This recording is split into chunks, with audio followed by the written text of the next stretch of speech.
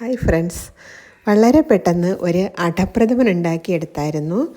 ഓണത്തിന് വാങ്ങിയ അടയിൽ ഒരു പാക്കറ്റ് ഇപ്പോഴും മിച്ചം ഇരിപ്പുണ്ടായിരുന്നു.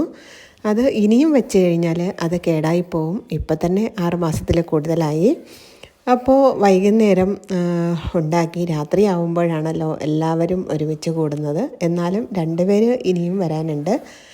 2 പേര് ഇപ്പോൾ തൽക്കാലം എന്തായാലും വീട്ടിലില്ല. അപ്പോൾ ഞങ്ങൾ 3 പേരുണ്ടായിരുന്നു. ഞങ്ങൾ അടപ്രഥമൻ കഴിക്കാൻ എടുത്തപ്പോഴത്തേനാണ്, പ്രഥമൻ കഴിക്കണമെന്നുണ്ടെങ്കിൽ അതിന് പഴവും പപ്പടവും നിർബന്ധമാണല്ലോ. അത് രണ്ടും കൂടെ ചേർത്ത് കഴിക്കുമ്പോഴാണ് ആ പ്രഥമൻ ഒരു ടേസ്റ്റ് ഉണ്ടാവുന്നത്. അപ്പോൾ എന്തായാലും പഴം ഇല്ല വീട്ടിൽ.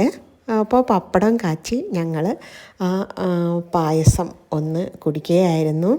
അപ്പോൾ ചില വീടുകളിലൊക്കെ ഇതുപോലെ തന്നെ ആയിരിക്കും, വാങ്ങി വെച്ച സാധനങ്ങൾ വീണ്ടും ഇതുപോലെ മിച്ചം ഇരിപ്പുണ്ടാവും, അറിയാതെയൊക്കെ വീട്ടിൽ അലമാരയിലുണ്ടാവും. അങ്ങനെ